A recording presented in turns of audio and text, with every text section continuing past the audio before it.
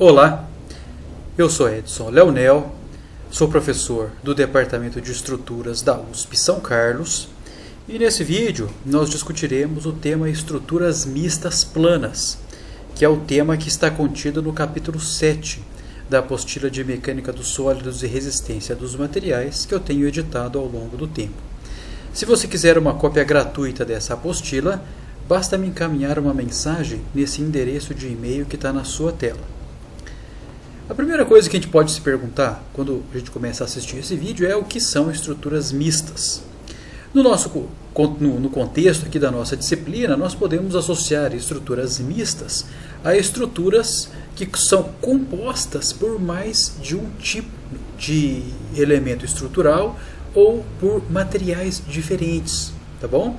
Então nós poderíamos dizer, como está ilustrado aí na tela de vocês, que uma estrutura como essa ponte mesmo aqui, nós podemos considerar ela como uma estrutura mista, uma vez que ela envolve, né, uma porção em concreto armado e uma porção aqui de cabos de aço, então, ou seja, eu estou envolvendo, né, materiais diferentes, ou, como está mostrado do lado direito aí da tela, podemos, de novo, né, envolver aí estruturas com materiais diferentes, né? Então temos concreto, aço, né, com determinadas propriedades mecânicas, um outro tipo de aço aqui para fazer essa forma de uma laje steel deck, também com outras propriedades mecânicas, e temos também aqui uma viga que está aqui embaixo, que também tem outra propriedade mecânica.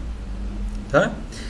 Então, quando nós nos referimos a aspectos mistos, quer dizer que o produto ou a nossa manufatura ele é composto, né, por diferentes porções com diferentes propriedades, certo? Sejam elas químicas, físicas, mecânicas, etc. Tá? Especificamente nesse vídeo, nós iremos estudar as estruturas mistas e o termo misto vai ser utilizado devido à mistura de elementos estruturais na nossa análise. Tá? Então, nesse vídeo, nós iremos estudar as estruturas mistas, que serão aquelas compostas, né, ou estruturas formadas pela união de elementos de barra geral e elementos de barra simples. Tá? Então, nós teremos como junção desses elementos de barra simples, né, por exemplo, a junção de uma estrutura de treliça a uma estrutura de pórtico, por exemplo. Tá? Então, como que nós vamos analisar essa estrutura? Né? O que nós deveremos saber e entender para que a gente possa analisar as estruturas? Olha, os elementos estruturais que nós iremos utilizar para analisar as estruturas mistas, nós já discutimos com bastante detalhe nos vídeos anteriores. Então, a gente já viu os elementos de barra simples, né, que eles eliminam um grau de liberdade do sistema, que eles transmitem força normal ao longo de seu corpo, e que nós conseguimos, né, determinar a intensidade da força normal transmitida ao longo dos elementos de barra simples através do método dos nós. Tá? E vimos também os elementos de barra geral, que transmitem, né, ao longo de seu comprimento forças cortantes, força normal, momentos fletores e também momento de torção, e que esses elementos, né, de barra geral eles podem ser acoplados de maneira conveniente e depois, né, particularizados para casos planos, como nós já vimos inclusive no último vídeo, né, onde nós analisamos pórticos planos. Então basta que a gente junte, né, ou fazemos o acoplamento dos conhecimentos que nós já vimos anteriormente, tá, para analisar uma estrutura ligeiramente mais complexa do que nós já vimos anteriormente. No entanto, né, nesse vídeo nós não temos nenhum elemento de novidade em termos de conhecimento, ou seja, você não precisa, né, eu não tenho que deduzir nenhuma equação extra para você entender a solução do exemplo que eu vou fazer no final desse vídeo. Tá? Então, ou seja, eu não vou ter que deduzir nenhuma equação nova, tá, que você precisa saber para que a gente consiga impor as condições de equilíbrio nessa estrutura mista. No traçado dos diagramas de esforços solicitantes, nos elementos de barra geral, a gente continua aplicando as relações diferenciais, né, lembrando sempre que nos pontos, né, onde nós temos ações concentradas, nós teremos descontinuidades nos diagramas de esforços solicitantes respectivos. Tá? Então isso aqui a gente já discutiu com bastante detalhe também, em especial nos dois últimos vídeos. Tá bom? No caso de elemento de barra simples, como, né, a força normal ela é constante ao longo do comprimento da barra, então basta que a gente determine, né, a intensidade da forcinha por meio do equilíbrio do nó da estrutura, que a gente já consegue determinar a força normal no elemento de barra simples. Tá bom? Então, ó, só para a gente tentar aplicar, né, esses conceitos que nós já temos todos apresentados com detalhes nos vídeos anteriores, vamos analisar essa estrutura que está apresentada aí na tela. Tá? E, em especial, vamos traçar os diagramas de esforços solicitantes nos elementos de barra que a compõem. Então, essa é uma estrutura plana, tá? No qual tanto, né, os elementos de barra da estrutura quanto os carregamentos estão contidos no plano. E essa estrutura ela é formada por um pórtico plano dado pelos nós E, D, B, tá? Ou seja, essas duas barras aqui, ó, são elementos de barra geral planos. E além disso, nós temos acoplado ou preso a esse pórtico plano, nós temos aqui elementos de barra simples formando uma treliça. Então eu tenho uma barra de treliça aqui, né, ó, ou uma barra de elemento de barra simples, conectando os nós CD, outra o nó CB e uma terceira dada pelos nós CA, e por fim a quarta barra simples dessa estrutura é dada pela conexão dos nós A e B. Tá bom? Então nós temos, formando a estrutura, 4 elementos de barra simples e 2 elementos de barra geral. Tá? A estrutura ela está engastada no ponto E, e a conexão da treliça com o pórtico ela ocorre sobre o nó D e também sobre o nó B. Tudo bem? Então, como que a gente vai... Qual vai ser a estratégia que nós vamos utilizar para resolver o problema? Tá? A estratégia que eu vou utilizar aqui é: eu vou equilibrar primeiro os nós da treliça, tá? Então, ou seja, eu vou impor aqui o método dos nós para que eu consiga determinar qual é, né, a intensidade da força normal atuante aqui ao longo dos elementos de barra simples. E depois, né, depois de determinadas as intensidades das forças normais, nós iremos, né, reaplicar esse esforço sobre os nós B e D. Tá? Ou seja, nós vamos transmitir essa força dos elementos de barra simples para os elementos de pórtico. E aí, né, a análise toda fica como sendo, né, um pórtico solto no espaço, né? Ou seja, a gente joga os efeitos mecânicos da treliça sobre o pórtico e aí podemos analisar o pórtico da forma como nós já fizemos nos 2 últimos vídeos, sem grandes complicações, tá bom? Então, o único, né, aspecto que nós vamos discutir aqui com um pouquinho mais de detalhes nesse vídeo é essa interação, ou essa transmissão de esforços que existe, né, entre os elementos de barra simples sobre o pórtico. Basicamente isso aqui é algo que nós teremos que dar um pouquinho mais de detalhes na resolução desse exercício, porque as demais etapas nós já discutimos com detalhes nos vídeos anteriores. Tá bom? Então, muito bem. Então vamos começar aí a análise para que a gente consiga determinar quais são os esforços solicitantes nessa estrutura. Primeiramente, eu vou fazer aqui o equilíbrio do nó A, tá bom? Da estrutura. Então, vamos empregar aqui a solução via método dos nós. Vamos isolar o nó A da estrutura, então, que está posicionado aqui, e aplicar sobre este nó as ações, né, que concorrem sobre ele. Então, sobre este nó, nós iremos aplicar aqui as forças de 3 e 8 kN, que são os carregamentos externos atuantes. E, além disso, sobre esse nó, nós iremos aplicar aqui as forças normais atuantes, né, ou que são transmitidas através das barras AC e barra AB. Tudo bem?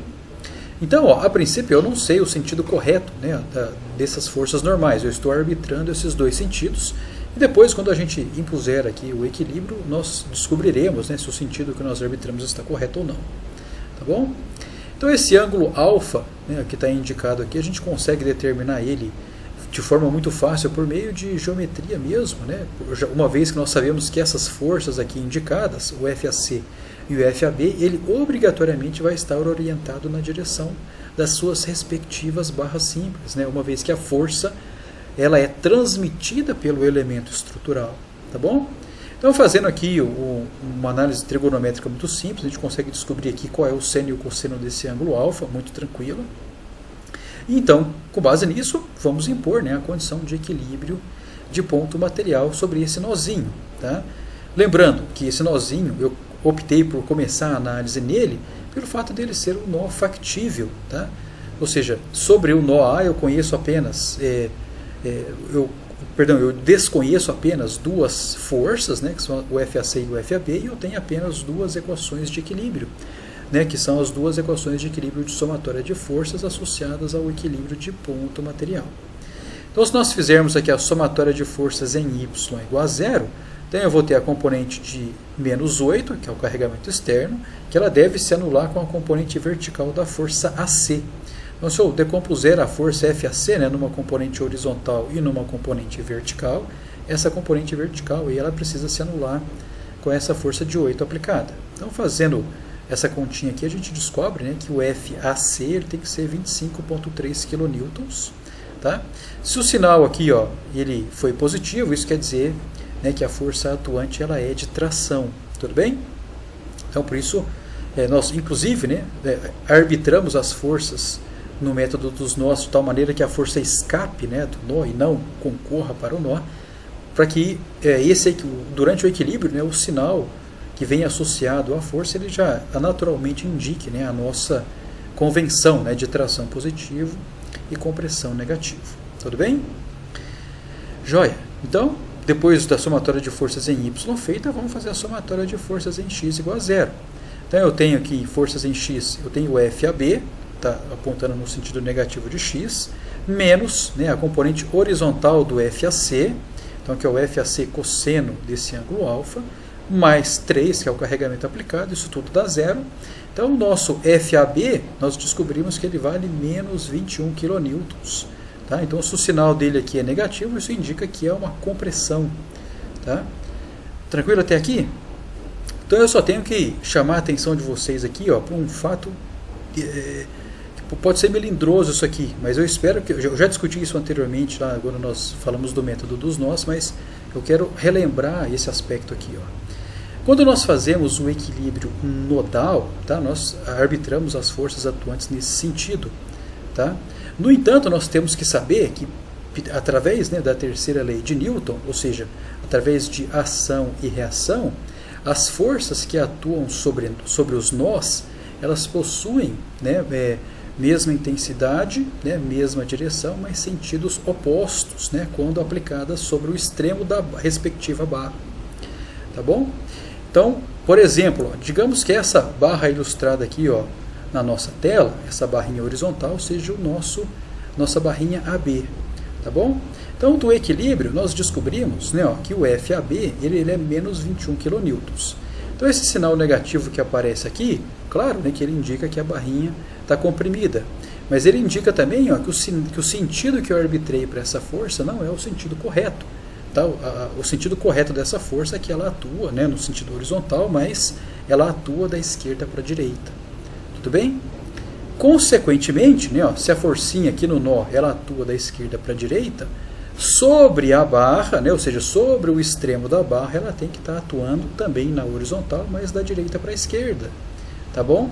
Então, por isso que nós dizemos que quando, né, a forcinha aqui ela concorre sobre o nó, isso indica uma compressão, porque olha, por ação e reação, quando eu analiso a barra, ela está tendendo a fazer uma compressão na barra. Tudo bem?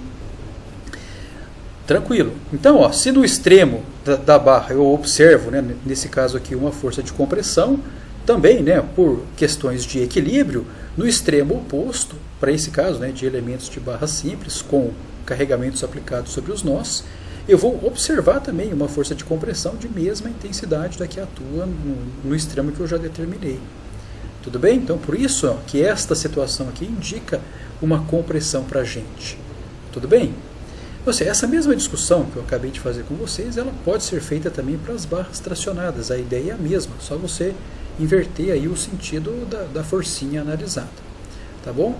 Mas o que eu quero discutir aqui para concluir esse aspecto é que essa força aqui, que está atuando aqui, na horizontal, mas da esquerda para a direita, nesse extremo da barra, sobre aqui, o pontinho B, né, ou seja, sobre a conexão da barra simples ao pórtico, ela tem que estar atuando também na horizontal, mas por ação e reação ela tem que estar atuando da direita para a esquerda.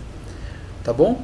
Então, posteriormente, tá, eu quero que vocês se lembrem disso aqui, a gente vai retomar isso aqui daqui a uns 2 slides, mas eu quero lembrar vocês que essa barrinha AB está comprimida e que a reação dela sobre o pórtico, né, vai resultar aí uma força horizontal, mas atuando da direita para a esquerda, tá, pelo fato, né, dessa barrinha estar comprimida. Tá bom? Então isso aí é o aspecto, né, de transmissão de força ao longo dos elementos estruturais. Tá bom? Muito bem. Então depois que o nó A foi equilibrado, vamos passar para o equilíbrio do nó C. Tudo bem? Então olha só, o nó C agora ele se torna um nó factível, porque eu já fiz o equilíbrio do nó A, já descobri quanto que vale, né, o FAC, que inclusive é 25,3 de tração, então eu já coloco ele aqui, 25,3, né, se ele é de tração, então ele tende a escapar do nó, ou fugir aqui do nó, como está indicado aqui nessa setinha. Tá? As demais forças normais, o FCB e o FCD, eu estou indicando eles aqui de forma arbitrária, tá? Seguindo aquela nossa convenção. A princípio eu não sei se eles são de tração ou de compressão. Nós arbitramos que eles sejam de tração, fazemos o equilíbrio, se no final obtivermos um sinal negativo, isso indica que a força ela é compressiva. Tá? Então tranquilo, ó. Temos aqui, está indicado na figura, né, 2 ângulos que eu estou chamando aqui de beta e gama, e por trigonometria simples nós conseguimos determinar, né, quais são os senos e cossenos desses 2 ângulos.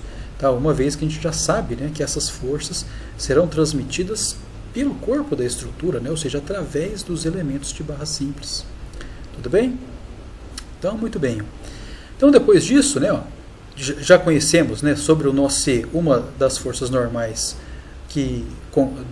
atuante, né, em uma das barras que concorre ao nó. Então, temos apenas 2 incógnitas e temos 2 equações de equilíbrio associadas à somatória das forças.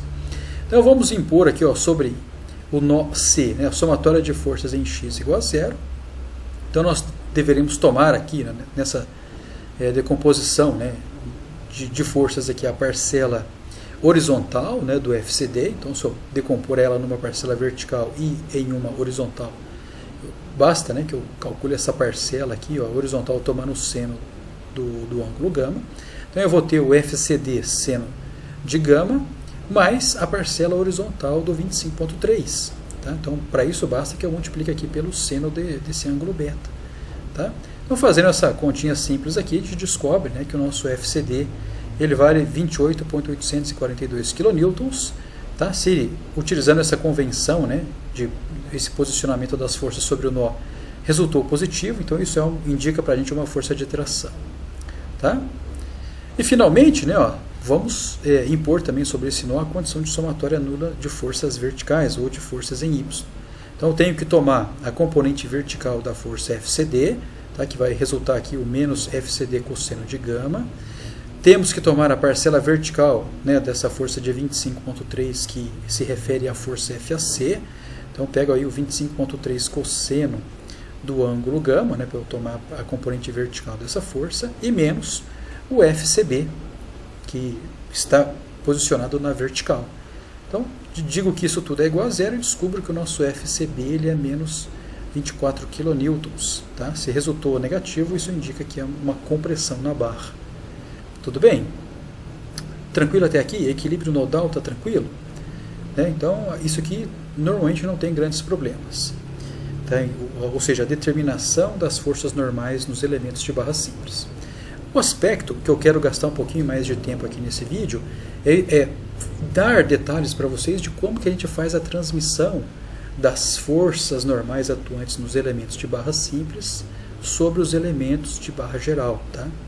Então, para isso, já discutimos isso aqui um pouquinho no slide anterior, mas vamos retomar a discussão aqui para ficar bem claro esse aspecto. Tá? Então, olha só, vamos considerar essa barrinha aqui, a barrinha CB, que eu estou posicionando ela no cantinho direito aqui do vídeo. Então, nós descobrimos que o nosso FCB ele é uma força de compressão, tá? Por conta aí de nós termos impostos aí as condições de equilíbrio, né, de ponto material. Então nós descobrimos que sobre este nó, a força atuante, o FCB, na verdade ele não está escapando do nó, mas ele está concorrendo para o nó.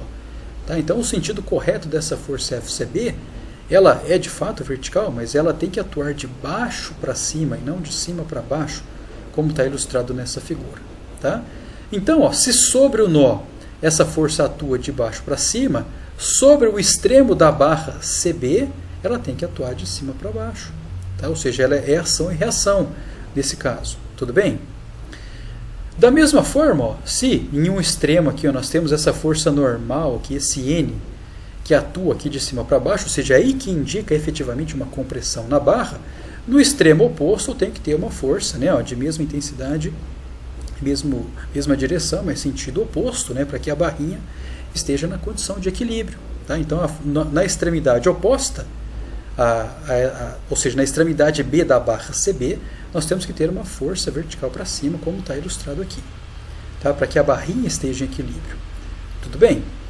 No entanto, esse extremo aqui, ó, B da barra CB, ele está em contato aqui ó, com o nosso pórtico. Tá certo? Ou seja, essa barrinha está acoplada ao pórtico. Tá? Então nós temos que fazer o quê? De novo, é ação e reação. Vamos jogar a ação atuante no extremo da barra com sentido oposto sobre o nó pertencente ao pórtico. Tá? Então como que a gente faz isso aqui? Ó? Olha, o nosso FCB não resultou aqui ó, 24 kN.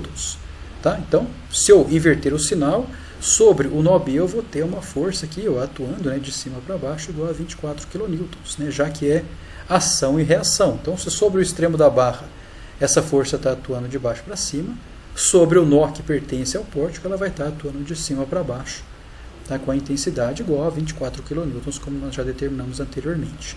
Tudo bem? A mesma observação vale para essa forcinha aqui ó, de 21 kN. Lembra que nós já discutimos no slide anterior o equilíbrio do nó A e descobrimos que essa barrinha AB ela está submetida à compressão? Tá, então a ideia é a mesma. Né? Então, no extremo B da barra B, eu tenho uma forcinha de compressão, tá, que atua da esquerda para a direita, por ação e reação, né, ou seja, a terceira lei de Newton, sobre o extremo B pertencente ao pórtico, ela tem que estar atuando no sentido contrário, né, ou seja, ela tem que estar atuando da direita para a esquerda. Tá? Então, com isso, nós já determinamos aqui, ó, com mais nessa consideração simples, tá, as ações né, que a treliça efetua sobre o pórtico, sobre o nó B. Tá? Então, essas duas barras de treliça que concorrem ao ponto B, elas introduzem sobre o pórtico essas duas forças, né? Uma de 24 kN na vertical e uma de 21 kN na horizontal. Tá bom? De forma semelhante, nós fazemos a análise para o ponto D, onde nós temos aqui a presença dessa barrinha inclinada CD. Tá? Então, descobrimos aqui que o nosso FCD ele resultou tração. Então, quer dizer que essa força aqui, ó, de fato, ela está atuando no sentido correto quando nós fizemos o equilíbrio do nó C. Tá? Então, ó, se nós considerarmos que a barra CD seja essa inclinada ilustrada aqui ó, na figura, tá? Então, olha só que legal. Então, se sobre o nó C nós temos essa força CD atuando com o sentido indicado, né, sobre o extremo C da barra CD, ela tem que estar atuando né, pela terceira lei de Newton com o sentido oposto. Né, de tal maneira que quando eu juntar os dois, a somatória de forças vai dar zero e tudo fica bonitinho em equilíbrio. Tá certo? Então, para que essa barrinha CD esteja em equilíbrio, né, no extremo oposto, ou seja, no extremo D da barra CD, tem que estar atuando né, uma força normal de intensidade igual, né, direção também igual, mas sentido oposto, atuante no extremo C dessa barrinha. Tá? Então, por isso que nós obtemos e conseguimos concluir facilmente que no extremo D da barra CD, a força normal atuante segue né, o sentido ilustrado aqui, ó, tá? Aqui na nossa figurinha. Tá bom? Consequentemente, né, de novo, pela terceira lei de Newton, ação e reação, essa força que atua aqui no extremo D na barra CD tem que estar atuando com o sentido oposto, né, quando eu jogo ela em cima do pórtico. Então, por isso que sobre o pórtico, né, em cima daquele nozinho lá, essa força aqui, ó, N, que vale 28.842, ela tem que estar orientada como indicado na figura aqui, ó, tá, que indica ali o nozinho D.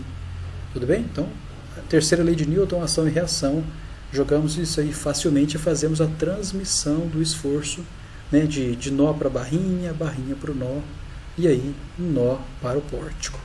Tá certo? Então essa força aqui ó, de 28.842, nós conseguimos fazer a decomposição dela nas direções horizontal e vertical, só para ficar mais fácil depois de analisar o pórtico, tá bom? Então, a gente faz uma decomposição simples e a gente descobre, né, que a componente vertical dessa força de 28.842 dá uma força de 16 kN, e a componente horizontal dessa força resulta 24 kN. Tudo bem? Então, depois, né, de feita essa discussão, né, ou seja, depois de equilibrado a treliça e jogadas as reações dos elementos de barra simples sobre o pórtico, então, ou seja, a estrutura de treliça está resolvida. Podemos passar para a análise exclusiva do pórtico. Tá bom? Então, essas forças ilustradas nesses nós aqui, ó, tanto aqui por esse pontinho que representa o nó B, quanto esse outro pontinho que representa o nó D, né, essas forcinhas representam as reações da treliça sobre o pórtico. Então, agora eu posso, inclusive, esquecer, né, a estrutura de treliça, porque eu já determinei as forças normais em seus elementos de barra simples e também já joguei a reação, né, dos elementos de barra simples sobre o pórtico. Então, agora podemos analisar o pórtico isoladamente. Certo? Então aqui, ó, temos, né, sobre o pórtico o engaste, né, que é a condição de vinculação dele. Temos o carregamento uniformemente distribuído, que também atua nessa barra horizontal do pórtico. E temos, né, as reações da treliça sobre o pórtico, que estão aqui ilustradas, né, as forças de 24 e 21, 16 e 24. Tá bom? Então agora, ó, vamos de novo, né, ó, com base nessa estrutura, nessas condições de vinculação e carregamentos, vamos determinar os diagramas de esforços solicitantes. Eu estou nomeando a barra vertical como barra 1 e a barra horizontal como barra 2.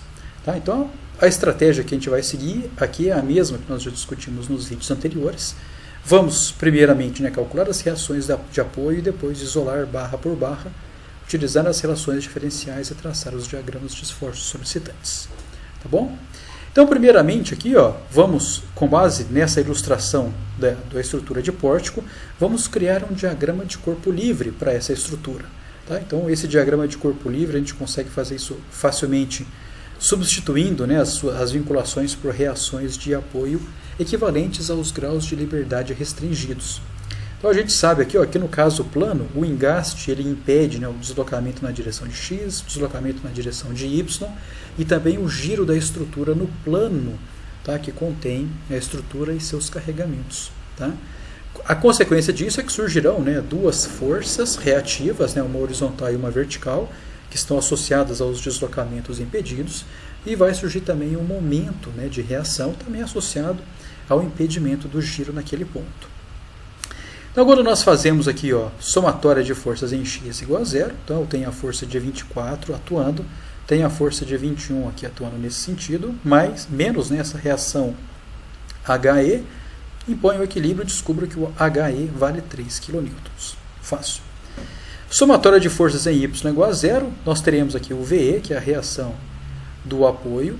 Tá? Depois teremos aqui, ó, mais essa força de 16, que está associada à reação da treliça sobre o pórtico, menos 2 vezes 1,5, né, que corresponde aqui à força equivalente associado a esse carregamento distribuído, e menos 24, que se refere também, né, à reação da treliça sobre o pórtico no nó B. Tá bom? Fazendo essa continha, a gente descobre que o VE vale 11 kN. Fácil, né? E por fim, né, vamos fazer a somatória de momentos em relação ao ponto E ou em relação ao engaste, para que a gente descubra, né, quanto que vale esse M, tá, que é esse momento reativo aqui. Ó. Então, joia, vamos lá. Então nós teremos aqui, ó, a contribuição de momento associada a essa força horizontal, que de novo, né, ó, já falei nos vídeos anteriores, mas o momento, devido à força, né, ele aparece pelo fato, né, do momento poder ser definido, né, como o produto vetorial dos vetores força e distância. Tá? E aí, dos conhecimentos de álgebra linear, né, o produto vetorial de dois vetores resulta um terceiro vetor que é perpendicular ao plano formado pelos dois primeiros. E para a gente descobrir, né, o sentido de atuação do vetor momento, fazemos a regra da mão direita. Tá? Então, nesse caso, a ponta dos dedos fica posicionada no sentido da força e a palma da mão fica posicionada, né, no sentido, né, do ponto de aplicação da força até o eixo em torno do qual você está somando os momentos. Quando você faz isso aí, para onde o seu polegar apontar é o sentido do vetor momento associado àquela força. Tá bom? Então, nesse caso aqui, a gente assume, né, que o sistema cartesiano seja o padrão, Então o nosso eixo X ele é horizontal, ele cresce, né, da esquerda para a direita, e o eixo Y ele é vertical e cresce, né, de baixo para cima.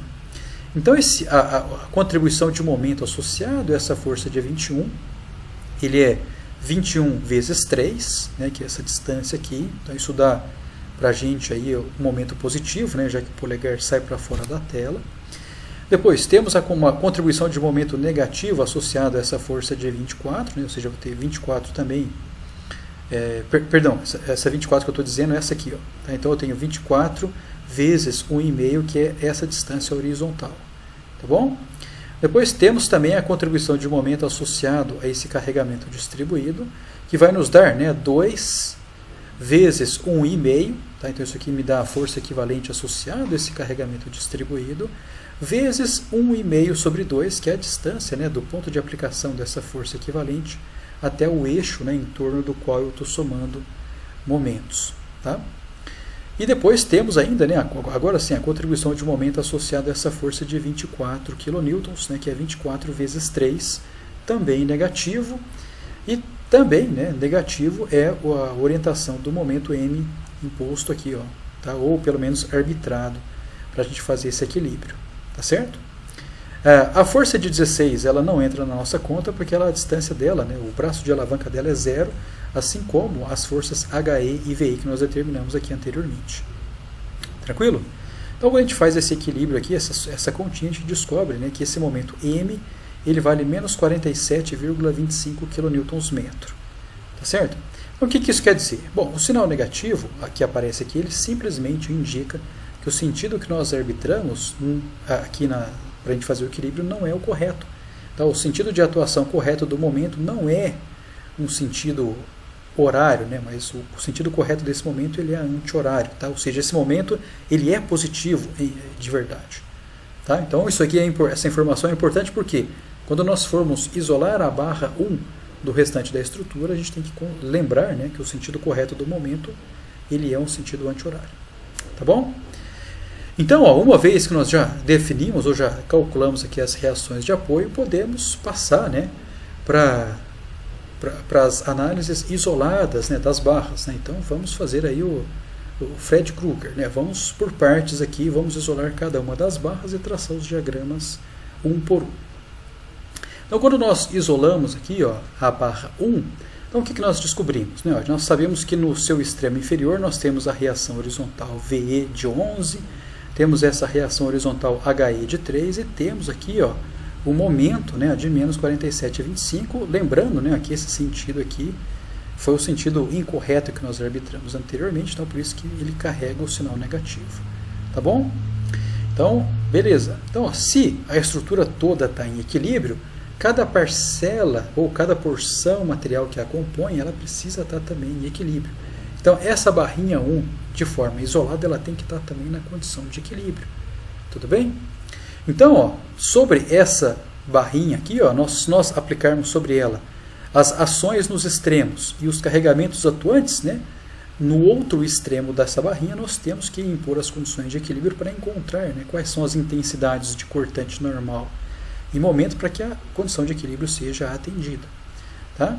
Então, quando a gente faz aqui, ó, somatória de forças em x igual a 0, a gente descobre, né, que esse V que atua aqui nesse extremo, ele tem que valer 3 kN, né, para que o equilíbrio seja observado. Da mesma maneira, quando nós fazemos aqui a somatória de forças em y igual a 0, como não tem nenhum carregamento distribuído atuando aqui ao longo da barra, a gente descobre que esse N tem que ser igual a 11 kN.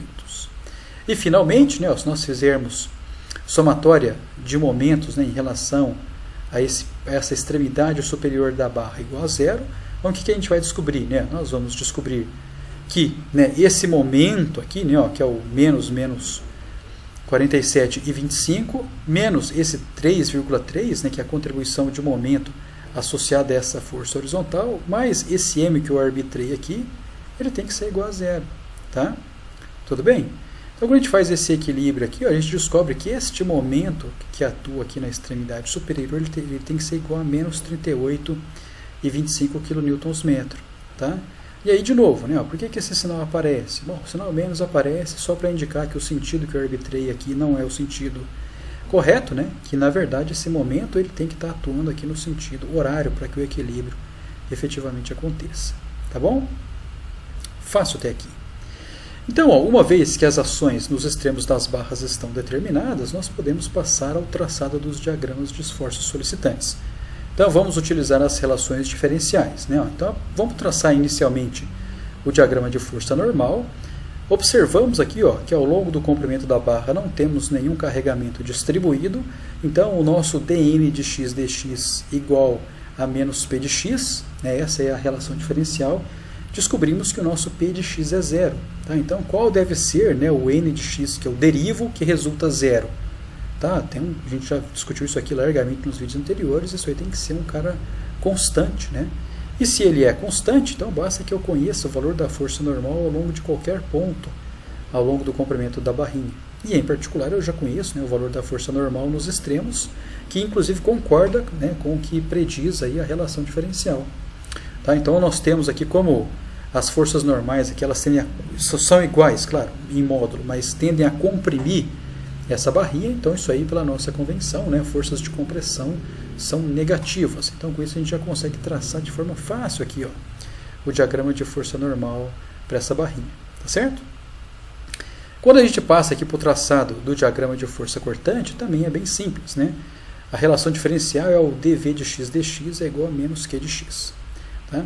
Então, quando a gente bate o olho na barrinha, o nosso Q de x, ou seja, o carregamento distribuído atuante ao longo do comprimento da barra, ele é zero, ele não existe. Tá? Então, nessa situação, o nosso dv de x dx é igual a zero. Então, qual é a função v de x que eu devo derivar para me retornar um zero? De novo, é uma constante. Tá? Então, se é constante, de novo, né, basta que eu conheça o valor do cortante ao longo de qualquer ponto no comprimento da barra que eu já tenho determinado o nosso diagrama. E, em particular, já conhecemos, né, o valor da força cortante, né, no extremo inferior e também no extremo superior. Tá? Então, para isso, ó, vamos utilizar aquela nossa convenção de sinais. Né? Ou seja, se a força cortante no extremo da barra tende a fazer a barrinha girar no sentido horário, isso para a gente é positivo. E se a força no extremo tende a girar a barrinha no sentido anti-horário, isso é negativo. Agora, a gente observa aqui, ó, essa forcinha de 3, ela tende a fazer a barrinha girar no sentido horário. Da mesma maneira com que essa forcinha V aqui, ó, que também tem intensidade de 3 kN, ela também tende a fazer a barrinha girar no sentido horário. Então, por isso que o diagrama de força cortante aqui ele é constante, né, pelo fato de eu ter uma ausência de carga distribuída na barra, e além disso ela é igual a 3 positivo, né, porque as ações no extremo da barra, ou seja, as forças cortantes no extremo da barra tendem a fazer a barrinha girar no sentido horário. Tá bom? E, finalmente, vamos passar ao traçado do diagrama de momento fletor, que é bem bacana nesse caso aqui. Ó. Olha só, lembre-se que a nossa convenção é de fazermos o traçado do diagrama de momento fletor na porção tracionada da barra. E aí eu já falei anteriormente para vocês, né? Ó, se vocês têm dúvidas sobre qual porção é tracionada da barra, usem o dedo de vocês, apliquem sobre a extremidade livre do dedo o sentido do vetor momento aplicado e aí analisem, né, o que acontece com as suas rugas, né? Ou seja, qual parte do dedo onde as rugas se afastam e qual parte do dedo as rugas se aproximam. Tá?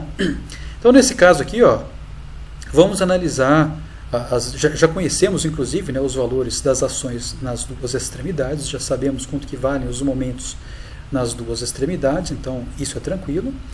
E pelo fato, né, do diagrama de força cortante ser constante, nós sabemos que o diagrama de momento vai ter formato linear, né, pela relação diferencial do dm de x dx é igual a v de x. Então, se o nosso v de x ele é constante, qual função, né, ou seja, qual o m de x que eu devo derivar para me resultar uma função constante? É uma função linear. Né? Vocês já sabem disso aí lá dos conceitos de cálculo diferencial. Então, para eu traçar uma reta, né, ou uma variação linear, basta que eu conheça, né, o valor da função em 2 pontos. E esses 2 pontos para a gente aqui já são os extremos da barra. Tá bom? Então, vamos lá.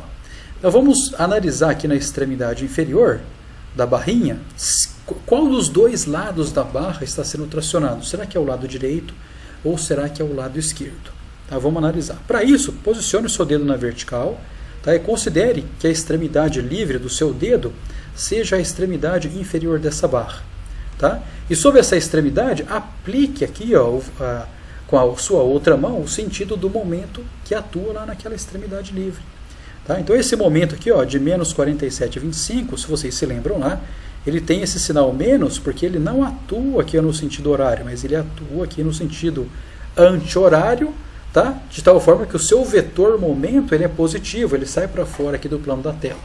Então quando a gente aplica, né, sobre a extremidade livre um vetor momento, né, cujo vetor é positivo, ou seja, saindo do plano da tela, o que eu observo aqui, ó, é que a porção tracionada é a porção esquerda da barra. Ou seja, as rugas do meu dedo elas se afastam na porção esquerda. Tá? Então, por isso que aqui, ó, o 47,25, né, que é o valor desse momento aplicado, ele está aqui do lado esquerdo da barra. O mesmo acontece lá em cima, tá? Mas agora você inverte o posicionamento do seu dedo, né, de tal maneira que a extremidade livre do seu dedo seja a extremidade livre aqui da barrinha que você está analisando. Tá? Então, nessa situação, ó, do equilíbrio que nós fizemos, nós havíamos arbitrado o momento como aqui, né, essa seta curva girando no sentido anti-horário, mas do equilíbrio nós descobrimos que o sinal é negativo, né, de tal forma que, na verdade, o momento ele atua, né, essa seta curva ela tem que estar orientada no sentido horário.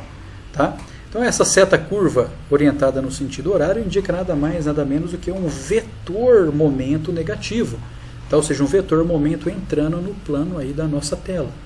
Tá? Então, quando a gente faz essa análise, né, ou seja, pega o seu dedo, extremidade livre do dedo apontando aqui para a extremidade da barra.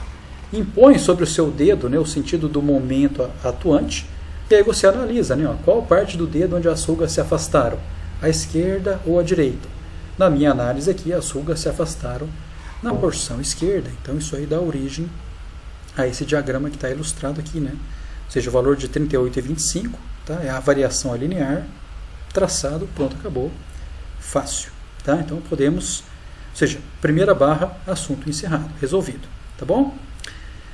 Então vamos passar agora para o traçado, né, do diagrama de esforço solicitante da segunda barra. Então para isso, o que a gente faz? Né? Isola ela do restante da estrutura, considera, né, os carregamentos aplicados, etc. E aí a gente calcula quais são as ações atuantes no extremo, tá, para que a gente imponha, né, o equilíbrio isolado dessa barrinha, uma vez que, se a estrutura está em equilíbrio, cada porção material que a componha vai estar também na condição de equilíbrio. Tá bom? Então, ó, como a conexão entre os dois elementos de barra geral desse pórtico é uma conexão considerada um engaste interno perfeito, né, ou seja, todos os graus de liberdade são perfeitamente conectados, então vão surgir nessa conexão, né, duas forças e também um momento, tá? Uma vez que as duas barras têm uma compatibilidade perfeita ali, né, naquele ponto de conexão. Tá bom? Então aqui, ó, quais são as ações que nós temos? Temos as duas forças, né, de 21 e 24, que são as reações dos elementos de barra simples sobre o elemento de pórtico. Temos o carregamento uniformemente distribuído e temos os esforços solicitantes atuantes aqui nesse extremo, né, D dessa barrinha DB. Tá, que é o elemento de barra geral do pórtico. Né, lembro, como eu já mencionei, né, aparece esse momento aqui porque não é uma rótula. Né, a conexão entre as barras é uma conexão perfeita, é um engaste interno bonitinho, perfeito. Então, ó, vamos impor sobre esse cara aqui, né, um equilíbrio de corpo rígido. Né, vamos fazer somatória de forças em x igual a zero. Então, com isso a gente descobre que o nosso N vale 21 kN. Vamos fazer somatória de forças em y igual a zero. Então, eu vou ter o V menos 24 menos 2 vezes 1,5, né, que é a força equivalente associada a esse carregamento distribuído. Fazendo o equilíbrio, descobrimos, né, ó, que esse cara aqui vale 27 kN. Tá bom? Então, ó, depois de determinado aqui esses 27 kN, tranquilo, vamos passar para o equilíbrio de momentos, ou seja, somatória nula de momentos.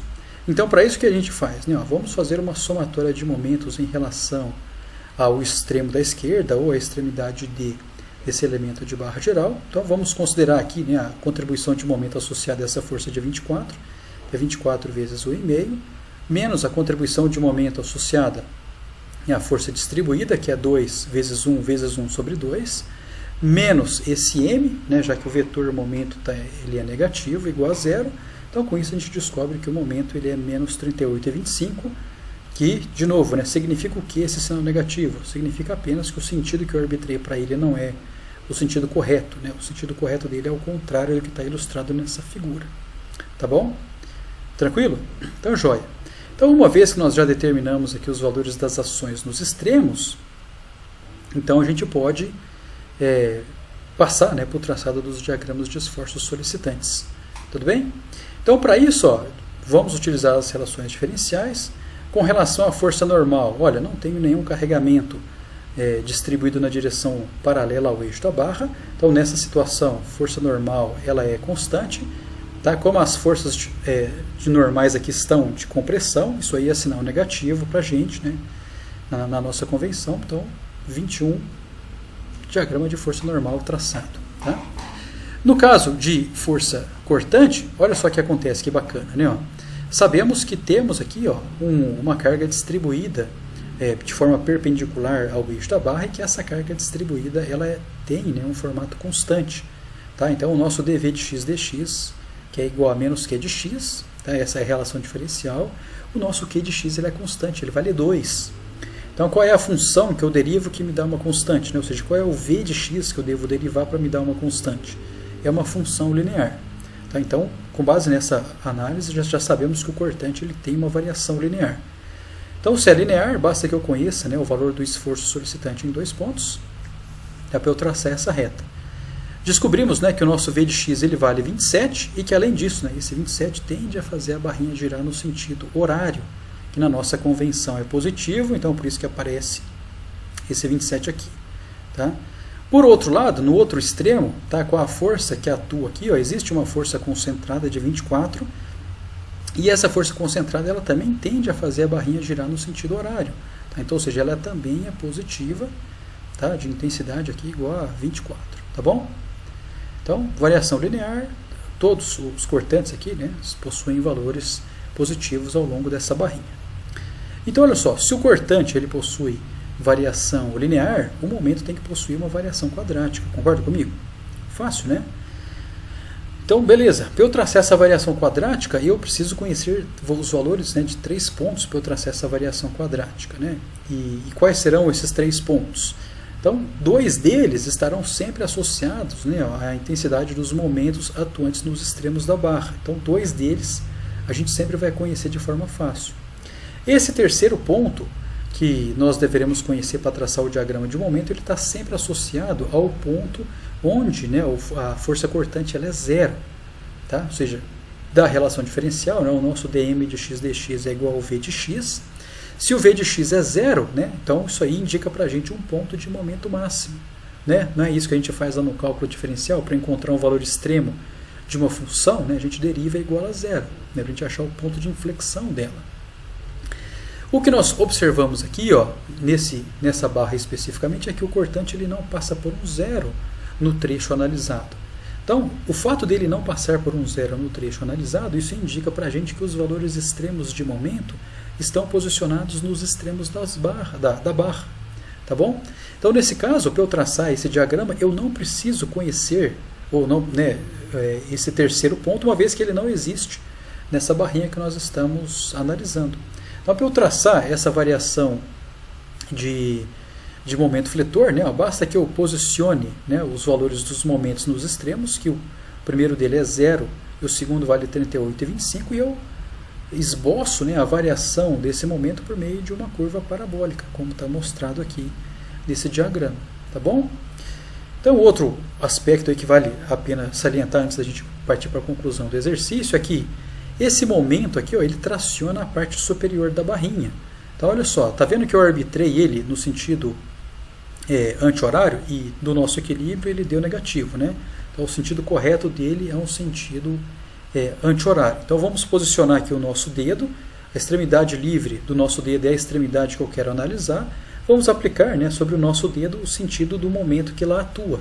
Então, a gente observa facilmente, né, através dessa análise, que a parte superior é a parte que está sendo tracionada nessa barrinha. Tá bom? Então, ó, uma coisa que é bem tranquila agora, já traçamos os diagramas das barras, etc. Mas ficou faltando o nozinho D. Olha que bacana. Tá? Vocês perceberam que nós não fizemos nada em relação ao nozinho D, com relação à transmissão dos esforços, né, da barrinha horizontal com a barrinha vertical? Então a gente pode usar o fato, né, de nós não termos, na verdade, imposto sobre esse nó as condições de equilíbrio para verificar se depois dessa análise toda, se as ações que concorrem a esse nó resultam em uma condição de equilíbrio. Tá? Então, para isso que a gente faz, né? A gente toma, né, as ações calculadas nos extremos das barras e, pela terceira lei de Newton, né, nós reaplicamos sobre o nó com os sentidos opostos. Né? Então, isso vale tanto para as forças quanto para os momentos, né, atuantes nos extremos da barra que concorrem para aquele nó, além, obviamente, dos carregamentos externos atuantes. Então, quando a gente passa, né, para o equilíbrio desse nó, então nós temos aqui as ações, né, de 3 e 11, que são as ações nos extremos, né, com sentido oposto, gerados, né, da barra vertical. Temos aqui também, né, a forcinha de 21 e 27, né, que são as forças nos extremos geradas aí pelo extremo, né, D da barrinha horizontal, que é a barrinha DB, e temos os dois carregamentos atuantes, né, de 16 e 24, que resultam da interação mecânica da treliça com o pórtico. Então, se nós fizermos aqui somatória de forças em X e em Y, nós vamos verificar que vai dar zero, ou seja, o equilíbrio ele é mantido. E a mesma coisa vale para os momentos atuantes. Tá bom? Então, se eu pegar lá o momento atuante, né, na extremidade T da barrinha horizontal e reaplicar ele, né, sobre o extremo, sobre o nozinho D, então esse cara de cima, se eu considerar o mesmo momento atuante, né, na extremidade da barra vertical e reaplicá-lo com o sentido oposto, né, eu tenho o de baixo, que a intensidade é a mesma, que nos vai nos resultar também em uma condição de equilíbrio. Tá? Então, ou seja, o equilíbrio ele é satisfeito ao final dessa análise, o que é um excelente indicativo sobre a correção das contas que nós fizemos, né, dos diversos equilíbrios que nós impusemos ao longo dessa análise. Então, para a gente fechar esse vídeo, peço de novo, né, que vocês deem uma olhadinha na apostila, que vocês leiam o capítulo, lá tem mais exercícios resolvidos, né, envolvendo estruturas mistas. E de novo, né, mecânica dos sólidos, isso aqui vocês têm que praticar, sabe? Não adianta, né, vocês ficarem apenas lendo e vendo vídeo se vocês não pegarem um caderno, um papel, um lápis, uma lapiseira, etc., calculadora, e não forem fazer as contas. Tá bom? Só fazendo esses exercícios é que os conteúdos irão amadurecer na cabeça de vocês e vocês vão conseguir enxergar, né, esse conjunto de equações, né, o que elas representam fisicamente, o que elas representam mecanicamente no nosso problema.